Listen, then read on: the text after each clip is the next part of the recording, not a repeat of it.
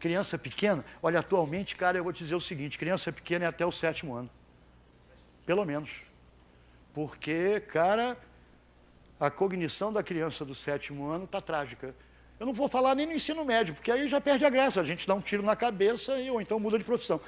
Uma criança, para mim, hoje vai até o 7º, com certeza. Até o 7º. Nem era para ir, né? Piaget dizia que até os 10, basicamente, a abstração no seu 5º nível já está consolidada. Pô, no mundo moderno, com acesso a tanta coisa, era para a idade ter diminuído.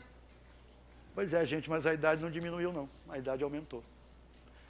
Quer dizer, não sei como. Eu não sei se porque se não aprendesse, tinha que ajoelhar no milho, ou levava palmatória. Tinha que aprender no cacete. Mas o fato é que hoje, as crianças de 7º ano não têm nem 50% da habilidade mental que devia ter. Para números e para formas. Né? Isso é uma tristeza. Bom, agora nós vamos pegar o papelzinho triangulado. Eu queria fazer uma observação para os demais colegas que trabalham em outras, né, que estão nos assistindo em outros lugares do Brasil. Eu lamento que, eu acho que, eu devia ter avisado no começo da palestra, né, que esse papel era para imprimir, porque nem todo mundo leu esse troço. Né?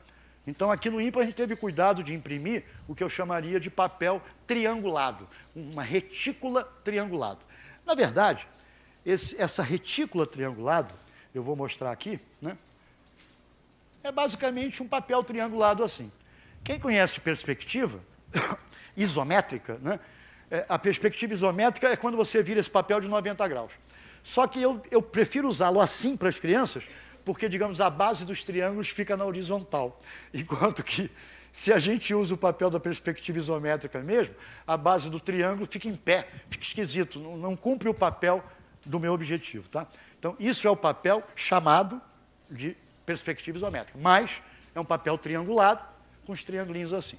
Muito bem, qual é o objetivo de eu oferecer esse papel reticulado para vocês? É porque, na verdade, a gente trabalha muito com papel quadriculado, não é verdade? Quer dizer, todos os problemas que você vê de áreas, né, 6º, 7º ano, você tem sempre lá um quadriculado, quantos quadradinhos tem, qual é a área, papapi, papapá. Às vezes, problemas que consideram o aluno provavelmente com QI 0, né?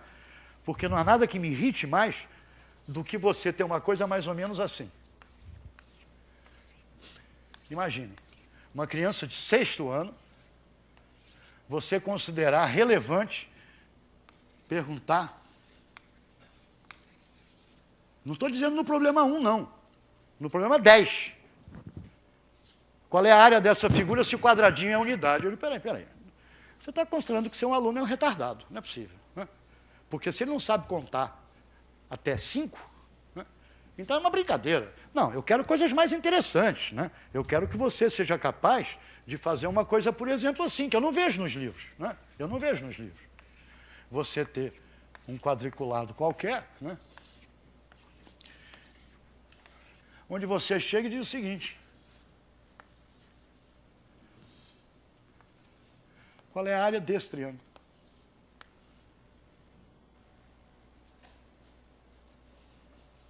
Aí, a gente volta para o Zoltán Diniz, que trabalha muito com o problema que é sensacional, quer dizer, os problemas relacionados à aditividade. Quer dizer, a medição, ela está relacionada à aditividade, onde aí está incluída a subtração. Quer dizer, aqui, na verdade, a criança, talvez ela não tenha a percepção de cara de como resolver isso. Mas se você enquadrar esse triângulo num retângulo, você vai fazer por diferença, né? Vai fazer por diferença. Você vai tirar desse retângulo a área desses triângulos. Desse e desse. E como o triângulo é a metade do quadrado do retângulo que o envolve, a criança já tem essa percepção de metade, etc. e tal. Esse é um problema decente, que envolve a aditividade numa situação geral, para você testar se a criança realmente se apropriou do conceito de medir. Tá? Muito bem, mas por que eu trabalho com triangulado? Porque é bacana você ver a dificuldade que as crianças têm de desenhar triangulinho de lado 2, triangulinho de lado 3, no papel que vocês têm em mãos. Né? Ou desenhar um hexágono, então, é muito engraçado. Até a criança sacar que o hexágono se encaixa em 6 triângulos equiláteros no triangulado que vocês têm em mãos, ela leva um certo tempo. Ela fica brincando, rabiscando, aí dá opa, saquei. E uma coisa bacana também é o seguinte, a criança nessa idade, 6º, 7º ano, ainda não necessariamente aprendeu e usa de uma maneira eficiente soma dos ângulos internos de um triângulo a 180 graus. Não, mas ela sabe que se você fizer isso, você rodou 360 graus. Isso ela já sabe. O que é 360 graus, ela já sabe. Aí você imagina que você está no centro do hexágono e que você está rodando. Você passou por quantos triângulos? Passou por 6? Ah, que legal. Intuitivamente, sem saber demonstrar nem justificar, a criança percebe que todos os triângulos do triangulado são iguais. Então, o ângulo interno desse triangulinho do triangulado é 60. Porque é 360 dividido por 6. Isso a criança consegue inferir. Né? Então, ela consegue inferir que o ângulo do... Quer dizer, consegue inferir, evidentemente, você conduzindo, né, esse procedimento de análise do problema. O desafio era o seguinte, aqui tem uma... Não sei se dá para perceber, tem uma garrafinha aqui, tá? E aqui tem uma caixinha. Depois da aula, o desafio foi descobrir qual é a capacidade da garrafinha e a capacidade da caixinha. Várias soluções geniais. Várias soluções geniais. Ampola de injeção era proposital, né? Neguinho pegava a água que estava num recipiente, em cima da mesa, enchia a ampola, esvaziava dentro da caixinha. Essa foi uma das soluções, né? 2 soluções geniais. Eu não sei se... Deixa eu ver se eu consigo mostrar. Ah, sim. Eu queria mostrar isso. Isso é um medidor de cozinha, né? Que eu consegui por 4 pratas e 27 centavos, comprei 30, né, na internet, para poder ter isso disponível no meu kit aluno lá em casa. Isso é genial. Isso vinha cheio d'água. A criança, a partir disso, tinha que descobrir o volume daquela caixinha e da coisa. Eu comecei a aula, ou a oficina, perguntando se as crianças tinham volume. Todo mundo, claro.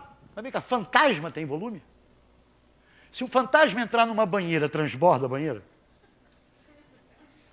Se você entrar numa banheira, você transborda a banheira, então você ocupa espaço, então você tem volume. E Pokémon tem volume? Pokémon tem volume, tem volume. Você é bom em Pokémon? Eu tive que aprender essa porcaria, senão eu tive que aprender isso. Imagina. Passei um fim de semana estudando essa jossa. Sou PhD em Pokémon, tá? Aí, o que acontece? Depois dessa brincadeira, uma das soluções foi, a criança pegou a garrafinha, enfiou dentro daquele medidor e ver quanto subiu a água. Uma criança fez isso. A outra fez uma solução que o meu queixo caiu. Meu queixo realmente caiu. Ela olhou para a garrafinha. Professor, se eu imaginar que o gargalo é uma caixinha retangular. Paralelepípedo é uma palavra estúpida. Caixinha retangular. Né? Então, mais simples. Né?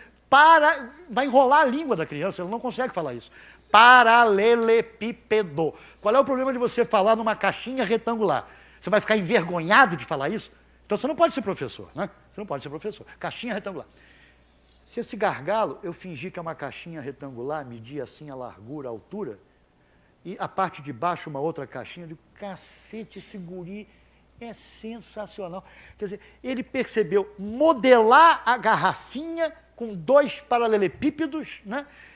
Percebeu a aditividade do processo de medição. Quer dizer, o guri tem uma percepção sensacional. Essa foi a solução que mais me caiu o queixo, né? Detalhe, 5º ano. Bom, aí, uma outra solução também muito interessante, uma outra coisa muito interessante que me chamou a atenção, eu faço muito oficina para diagnóstico também, tá? Caixinha de Todd. Todo mundo fala para as crianças, né? Paralelepípedo, retângulo. E você acha que as crianças sabem o que é isso? Aí você pede para as crianças descobrirem se a caixa de leite tem 1 litro mesmo. Sim, porque está escrito lá 1 litro. Eu vou acreditar por quê? Então eu vou medir. Né? Multiplico os 3, que eles já aprenderam isso, vai dar lá não sei quantos mililitros, centímetros cúbicos, né?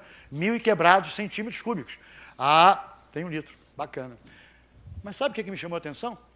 Uma criança mediu a base da caixinha de Todd, mediu a parte de cima da caixinha do Todd, mediu a base lateral, mediu a parte de cima, ou seja, essa criança viu o desenho de paralelepípedo. Você mostrou, está no idiota do livro que ela usa. Mas ela sabe o que é retângulo? Não. Se ela precisou medir a parte de baixo da caixa e a parte de cima da caixa, ela não sabe que o retângulo tem lados opostos iguais.